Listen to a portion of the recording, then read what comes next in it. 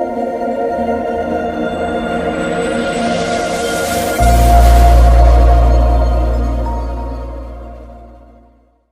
बच्चा हमार हाल चाल नहीं लेते। हम कहे दादा भाई 15 दिन पहले मोती भाई से आकाशवाणी में भेंट भो, पहले तोहन के पूछा उनका नहीं पूछा। बराबर तोहार हाल चाल मिलत रहत है, तोहार आशीर्वाद हमें लोगों के लगत है। 10 साल दादा के संगे रहे हम भी साथ में। अलगुआ दादा के ले कही दादा कनो कार्टून बचपन कपने बताओ। कहे बच्चा याद तो तोहार बजन का बाजार ठीक चलता, वो समय देखे है कि बिरहा गहे गावे लेकिन पेट भर के भोजन नहीं पाए हैं। अब तो पैसा के लोग लालच करे लगा।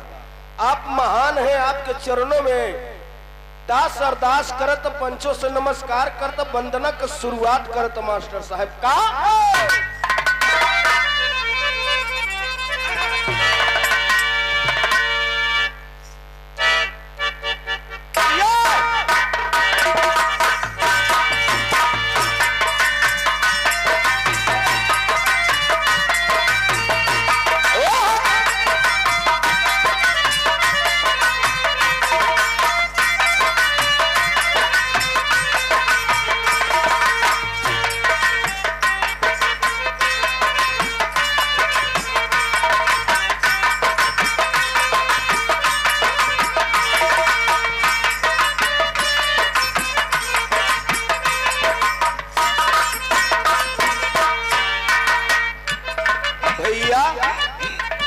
ईश्वरी अंश जीव अविनाशी,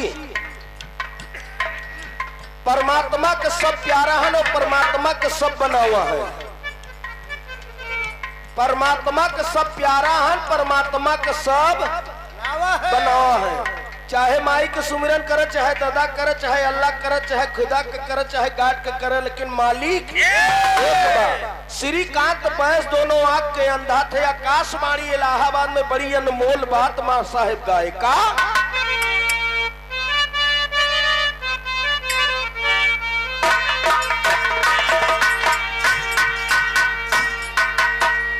कह झुलनी के रंग साचा हमार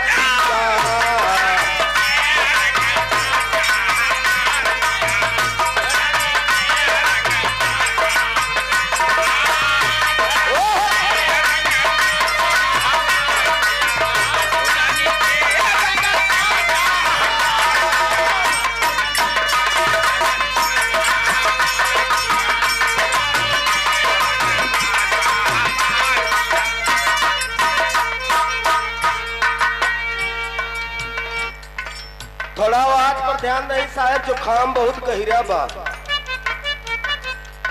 बुखार से पीड़ित भी चलत है, दवाई लेके जेबा में चलत है। हम मौसमी बुखार भी हुई है बा।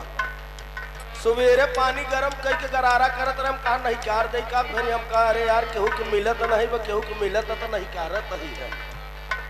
लेकिन कहना बा आपके आशीर्वाद है। जो काम दवा से नहीं होता है वो काम दुआ से होता है। कामिल मुर्शिद मिल जाते हैं तो बात होता है।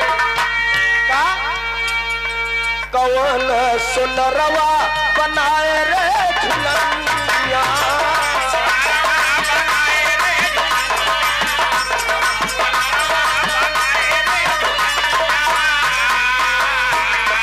कौन सुनरवा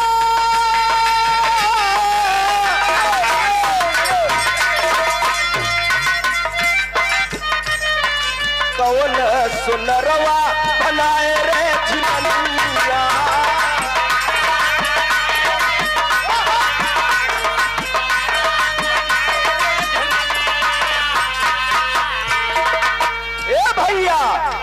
रंग पड़े नहीं काचा हमार पिया,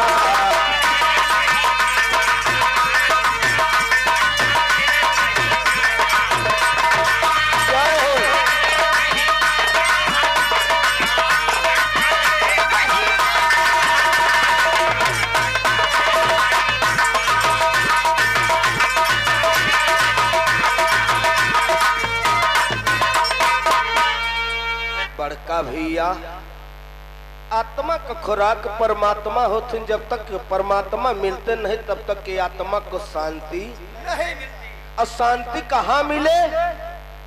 सतगुरु के पास मिल सकत। कोई ब्रह्म ऋषि ज्ञानी महात्मा सतगुरु के पास ले जाए तब आपको शांति मिले, जब ज्ञान लेबे तब। इसी बोल में भगत अपने गुरु के चरणों में अरदास कर रहा कि गुरु गोविंद दो खड़े काके लागू पांव, अब बलिहारी गुरु आपने। पहली लाइन में भगत जाए कि अपने गुरु के चरणों में अरदास कर तमार साहब कहत का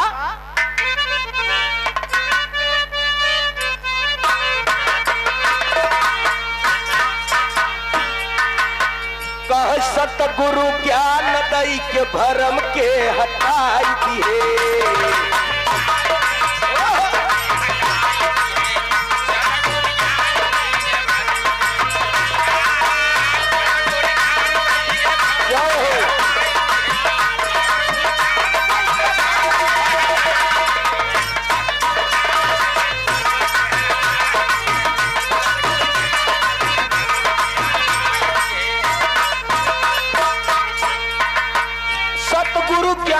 के भरम के हटाई दिए एक मालिक बस समय। कहा परमात्मा हर जगह वह सर्वत्र वह है। कहा मिलेगा, कहे कहीं प्रेम से मिलेगा। मिलेगा कैसे? प्रेम से। यही बड़े तुलसीदास ने कहा हरि व्यापक सर्वत्र समाना, अब प्रेम से प्रकट हो तो मन। भक्ति तो खूब चलता, भक्ति तो निहारे भी चला तो जरारे भी चलता। जो जानता है वही जनाता है, जो नहीं जानता कभी जना नहीं पाए। मार साहब कभी लिखा धन भाव भगत कहा तका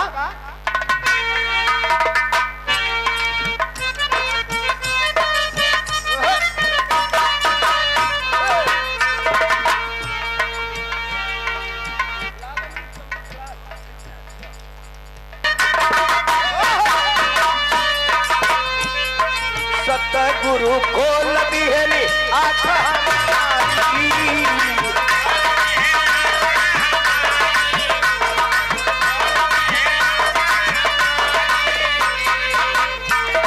छुआछूत भेद भाव खत्म भई बीमारी।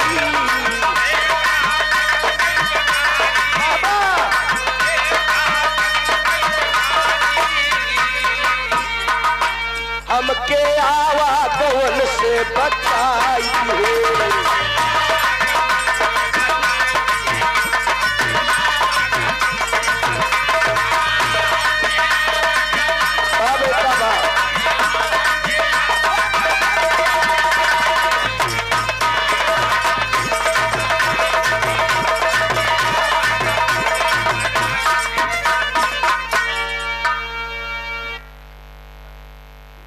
तनी करत से दूरी कैले मोर भैया रे हाथ जोरत ही है।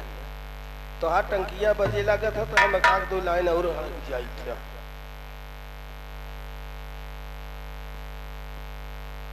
श्रीमान आपके बीच में धर्म के बड़े भाई बब्बू यादव फतेह शाह के पुरवा से कारीगर भाई साहब को 51 रुपया का पुरस्कार हुआ। मालिक सुखी रखे, परिवार सुखी रहे। सब भैयन के नमस्ते प्रणाम बहाया। भैया हो भक्ति कहीं नहीं जाते, भक्ति की ही जाती है। भक्ति का जो होता है और छोड़ नहीं होता। भक्ति की ही मीरा भक्ति किया प्रहलाद, भक्ति किया भीषण परिवार से नाता। अब आजकल का भगत नहाए में 5 मिनट लागत है, कपारे पर 3-3 घंटा नक्शा छापत है। तो कहबे का मतलब होत भक्ति कहाँ जहाँ भाव होत।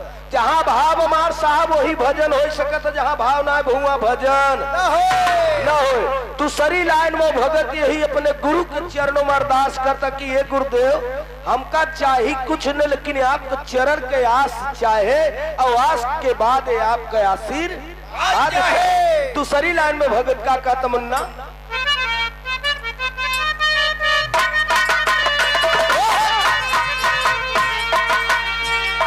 सतगुरु मिली है तो सब मिली जाए।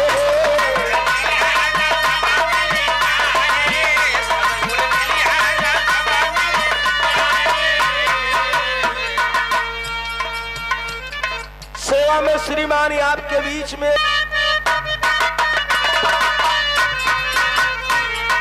सतगुरु मिली है तो सब मिली जाए।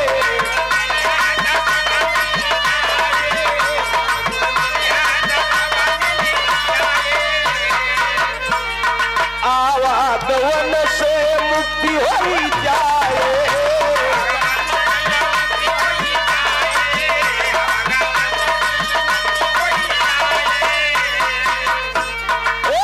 हमके प्यार से जीना सिखाइए।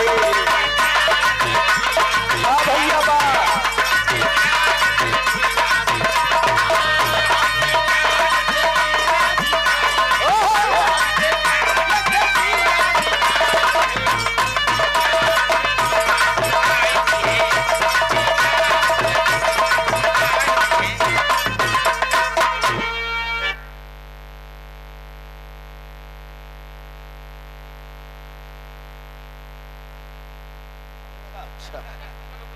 श्रीमान आपके बीच में बड़का भैया हमारे अजय कुमार बागी के धरती से अगले सराय बाजू के धरती से अगले साल हमारा और उजाला यादव का विराह कराए भी रहे ना आपको 101 रुपया का पुरस्कार हुआ। अभी खत्म हो जाए ठिकाई नहीं तब सूरत सवा को हो जाए। मालिक सुखी रखे परिवार सुखी रहे। ए मास्टर साहब आखिरी लाइन लग गए। हाँ भैया बतान है कि 40 मिनट हम सोचत है कि हमारे 30 मिनट खत्म हो ढेर नगद रहे। हमारे दादा हरे कहत रहे जो चुक जाए हुई के मीठ कहत थी। चल भैया हमार मजबूरी समझ के स्वर लगाए मोर भैया हो। नया नवा में राम बस गए लागी बार बार हम बाबा के चरणवा। नया नवा में राम बस गए।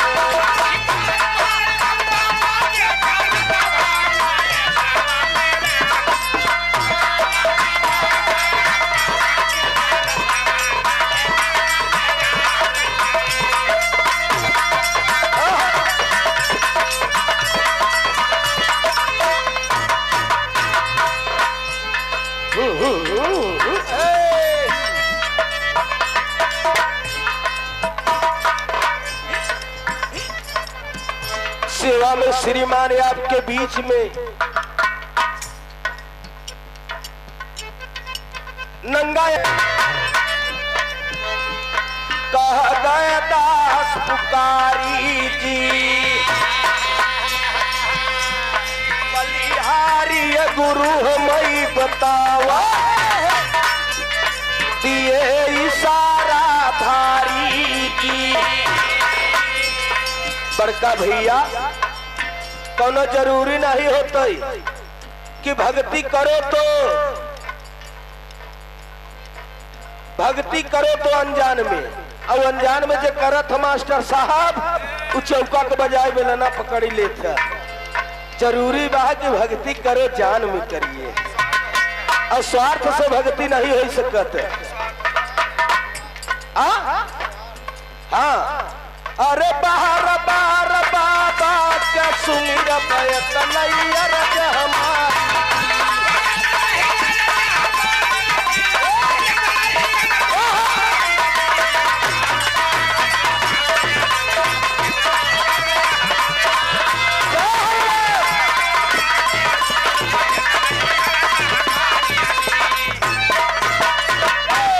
श्रीमान आपके बीच में मनोज कुमार मिर्जापुर से विंध्याचल की धरती से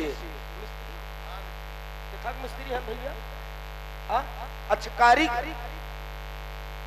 आप कोर से मनोज बाबू कोर से 51 रुपया का पुरस्कार हुआ। विंध्याचल की धरती से आए हैं। बहुत बढ़िया आप कारीगर हैं। आपको 51 रुपया का पुरस्कार हुआ। तातार सुखी रखे परिवार सुखी रहे बड़का भैया। तो ये सब बाबा कई बलिहारी हम पर देतन जदुइया। अरे नया नवा में राम बस गए स्वर्गी बाबा राम कैलाश का बाटाई बाबा पर नवा। नया नवा में राम बस गए।